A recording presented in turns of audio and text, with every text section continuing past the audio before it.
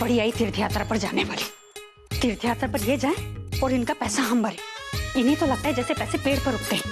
मुझे कह रही थी मंजू पुन्नी की शादी तय हो जाने दे, मैं तीर्थ यात्रा पर जाऊंगी। बड़ी आई मेरी।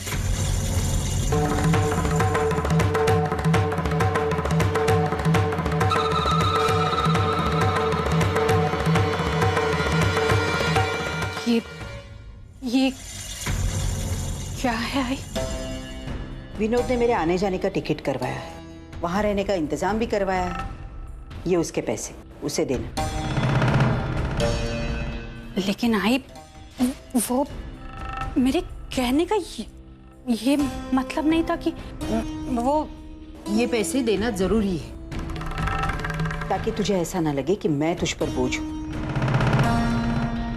मेरा भविष्य किसी ने सुरक्षित करके रखा। अर्चना ने अपने बाबा की पेंशन से एफडी बनाई थी। उससे मेरा गुजारा हो जाता है और मेरी जरूरतें भी बहुत छोटी छोटी हैं। ये पैसे विनोद को देने, वैसे मैं भी दे सकती थी, लेकिन विनोद वजह पूछेगा तो क्या बताऊं? वो नहीं समझेगा, लेकिन तू तो समझ सकती है, इसलिए तुम्हें दे रही हूं। रख ले।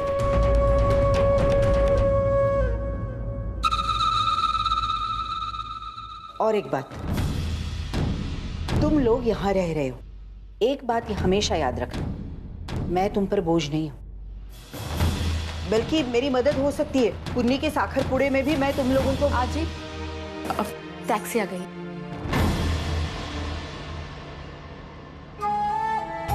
और वैसे भी मंजू, मैं अपनी पुन्नी की खुशहाली के लिए वहां जा रही हूं। चलती हूँ। आई मैं लेकर आती हूँ।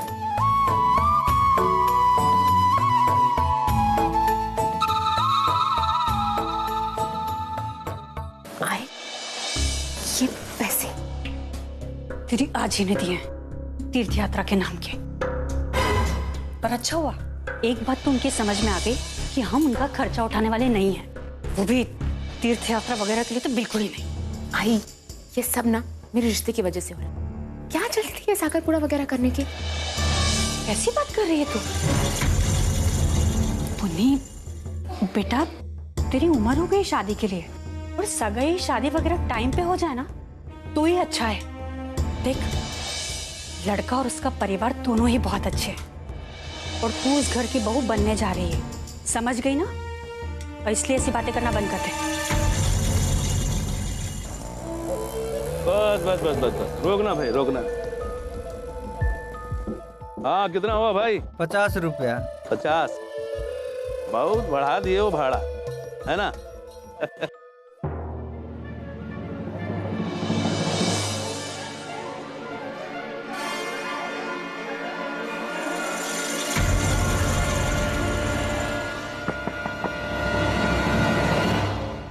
राम राम देशमुख साहब, राम राम। कैसे हैं आप? कब हमको देखकर बहुत हैरान हो रहे हैं क्या करे मानव जी, आना ही पड़ता है, मजबूरी है। तो हमारा बेटा जो है ना वो अपने इलाके का बाहुबली है, लोगों के दिलों में राज करता है, बहुत प्रिय। अब जब तक उसके सलामती की खबर उस तक पहुंच नहीं जाती बहुत परेशान रहते हैं हम लोग, मरने मारने पे उतारू हो जाते हैं। अब इसीलिए हम आए हैं उसका हाल चाल जानने के लिए। लेकिन ये बताइए कि आप यहाँ क्यों बैठे हैं? अच्छा अच्छा अच्छा अच्छा अच्छा, अपनी बीवी के साथ आए होंगे, है ना? अर्चना देशमुख अब गई होगी हमारे लाला से मिलने के लिए, है?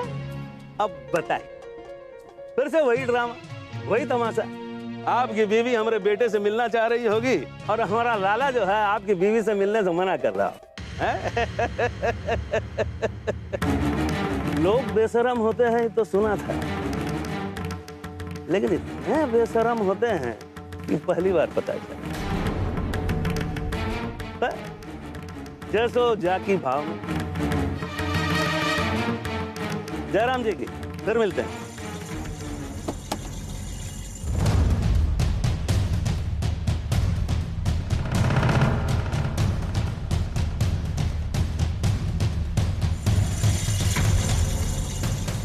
अपनी हरकतों से बाज नहीं आओगे ना तुम।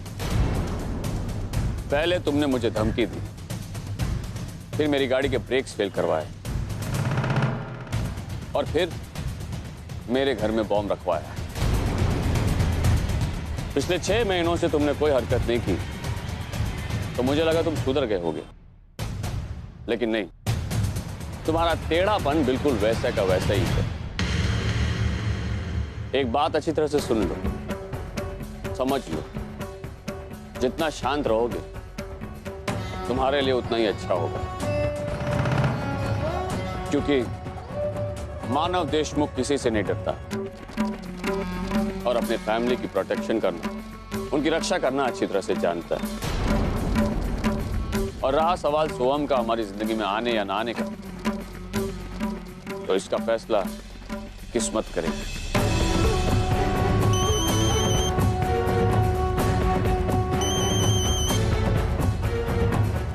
जाओ मिल लो अपने लल्ला से। हेलो।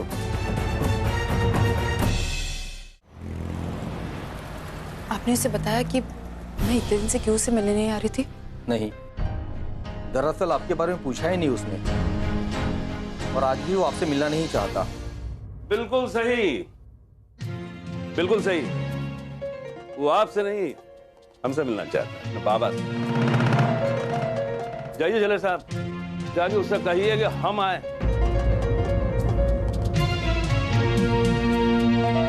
अब खामखा अपना वक्त क्यों बर्बाद कर रही है? ये अच्छाई का नाटक करके आप हमारा लाला का दिल नहीं जीत सकते। वो आपसे कभी नहीं मिलेगा। वो आपसे भी नहीं मिलना चाहता। वो तो का बोल कर रहे हैं। अरे आपने उसको बताया कि नहीं कि हम आए हैं, उसका बाबा? बताया था, पर उसने मिलने से मना किया है।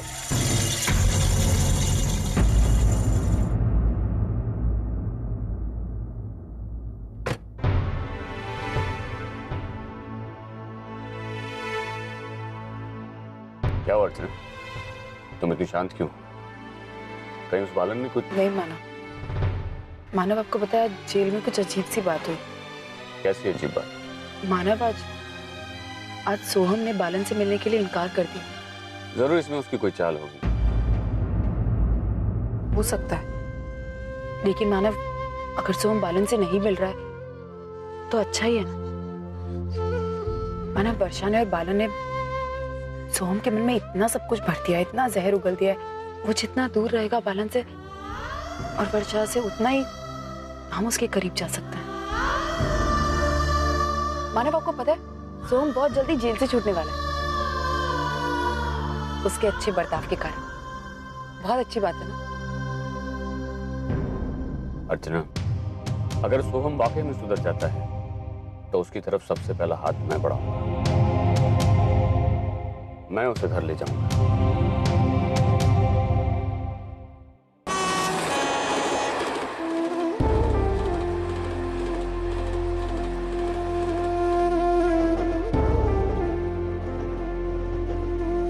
सुनिए, तुम अकेले सफर कर रही हो? जी। अरे वाह, बहुत हिम्मत वाली हो। वैसे मैं भी हिम्मत वाली हूँ। मैं भी अकेले जा रही हूँ अपने बच्चे के साथ पति के पास मुंबई। दुर्गा पूजा में कलकत्ता आई थी मैं। वैसे तुम कहाँ जा रही हो? मैं अपनी आई के पास जा रही हूँ, मुंबई।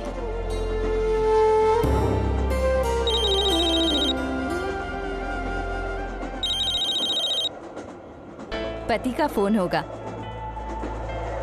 चिंता कर रहे होंगे। मैं अभी आती हूँ। हाँ,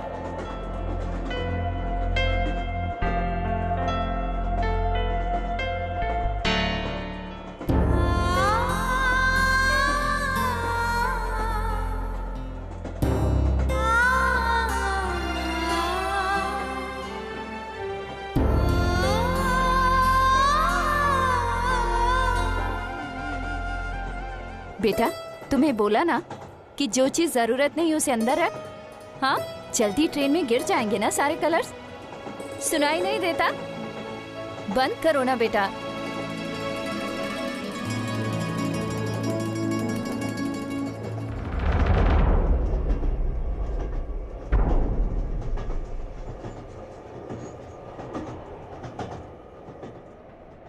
अपने आप से, अपने परिवार से, अपने अर्जुन से मैं दूर भाग रही थी। सबको समझ में आया? Very good. अब अपने दोनों हाथ की 5 उंगलियों को ऐसे कलर में डालो और ऐसे लगा दो। Excuse me.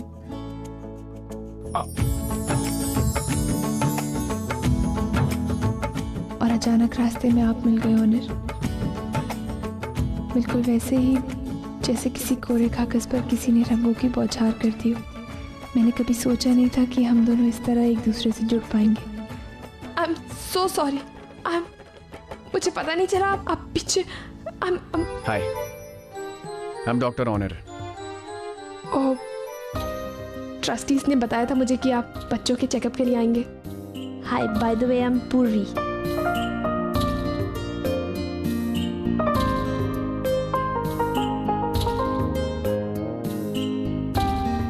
सॉरी।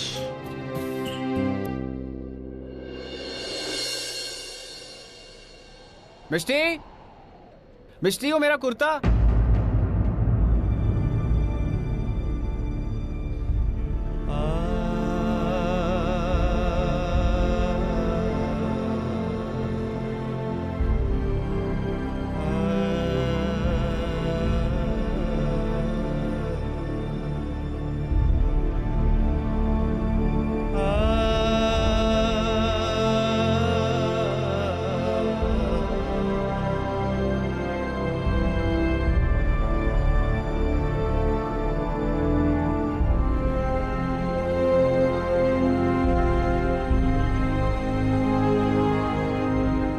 ये लो, तुम्हारे लिए गिफ्ट।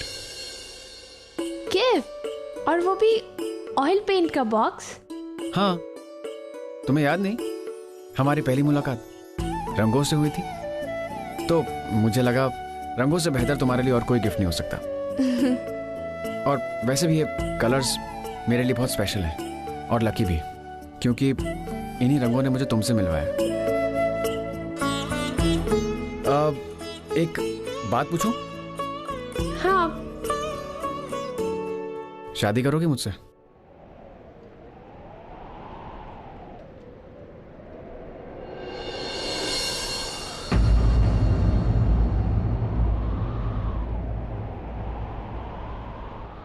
आई कहती है अपने जीवन साथी से कभी कुछ छुपाना नहीं चाहिए। ओनर, हाँ? मैं आपसे कुछ बातें शेयर करना चाहती हूँ। अपने पास्ट के बारे में। अंकल, बोल दो ना। पहले तुम्हारा नाम बताओ। पहले बोल दो, फिर नाम बताऊंगा। पहले नाम बताओ, फिर बोल लो। मेरा नाम अनिल है। अनिल, ये लो। Thank you uncle.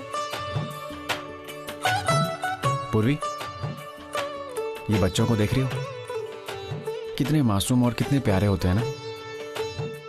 इनकी दुनिया में सिर्फ आज होता है, और जो आज इन्हें समझता है ना, वो इनका अपना होता है। इन्हें किसी के पास्ट से, फ्यूचर से कोई मतलब नहीं है। बिना किसी कंडीशन के ये सामने वाले को एक्सेप्ट कर लेते हैं। इनका दिल इतना पवित्र होता है कि ये सिर्फ प्यार देना जानते हैं, और इसलिए वो आसानी से रिश्ते बना भी सकते हैं और निभा भी सकते हैं।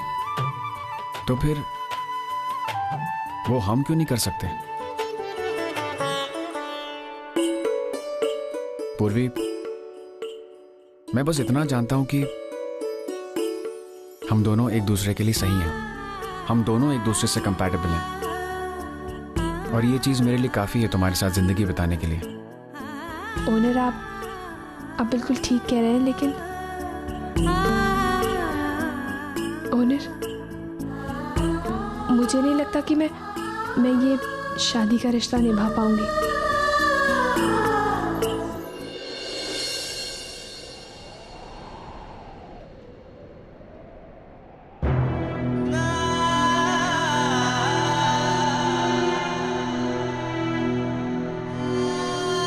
तुम्हारे इस डिसीजन ने मुझे बहुत हर्ट किया मिस्टी।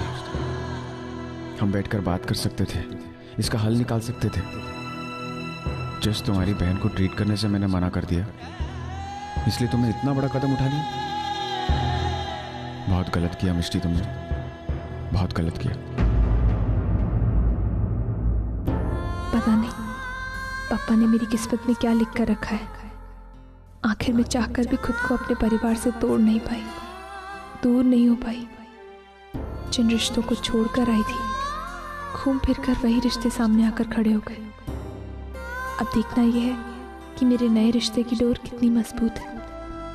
क्या इस परीक्षा को पार करके मेरा और ओनर का रिश्ता कायम रह पाएगा?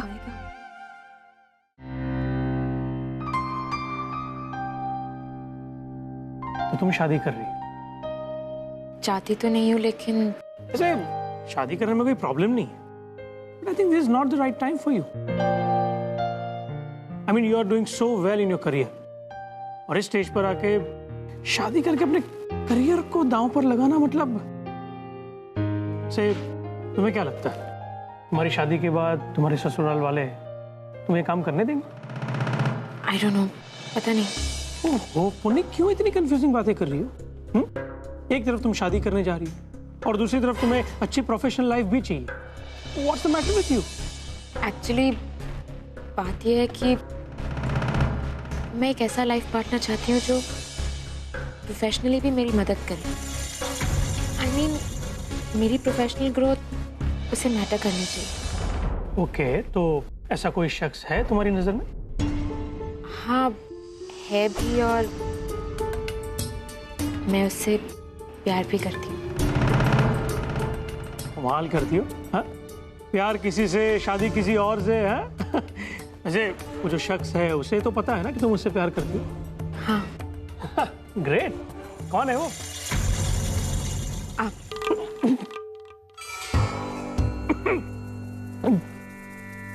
मैं? हाँ, एक्चुअली मैं जानती हूँ कि शुरुआत में मेरे दिल में आपके लिए कोई फीलिंग्स नहीं थे, लेकिन फिर जैसे जैसे हम करीब आते गए, मैं आपको जानने लगी, समझने लगी। पता नहीं कब आपसे प्यार हो गया। और हाँ, मैं ये भी जानती हूँ कि ये सारी बातें मैंने आपसे पहले नहीं की, लेकिन अब मैं इसलिए कह रही हूँ क्योंकि मैं चाहती हूँ कि हम दोनों शादी कर लें। देखिए, अभी तो कोई प्रॉब्लम भी नहीं होगी। मेरा मतलब है आप डिवोर्स्ड हैं, आप शादी कर सकते हैं, और लोग भी अब इस रिश्ते को नाजायज नहीं समझेंगे। नहीं, वो ठीक है, लेकिन तुम्हारे आई बाबा मान जाएंगे। I mean, वो चाहते हैं कि मैं खुश रहूं, मैं सेटल हो जाऊं, और फिर जब उन्हें पता चलेगा कि मैं आपसे प्यार करती हूँ, वो मना नहीं कर पाएंगे। देखिए, आपको जल्दबाजी में कोई भी डिसीजन लेने की जरूरत नहीं है। आप आराम से सोचिए और फैसला कीजिए, फिर मुझे बताइए। ओके? अब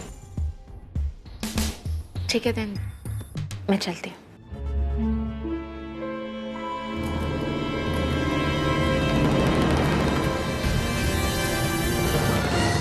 तीर तो निशाने पर लगा, अब बस तुम्हारी हाथ सुननी बाकी है। शादी तो मैं तुमसे ही करूंगी, क्योंकि तुम ही वो आदमी हो जो मेरे सारे सपने पूरे कर सकता है।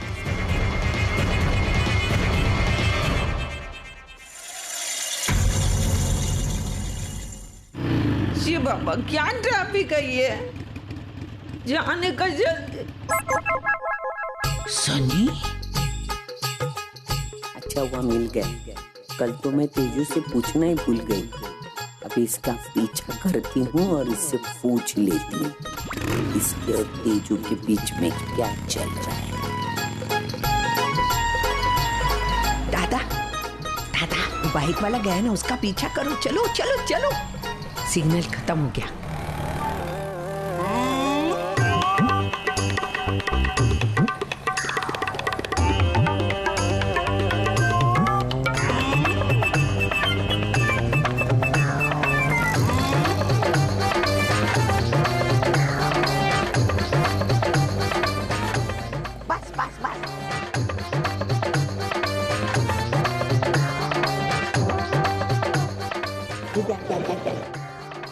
लवकर घ्या लवकर घ्या.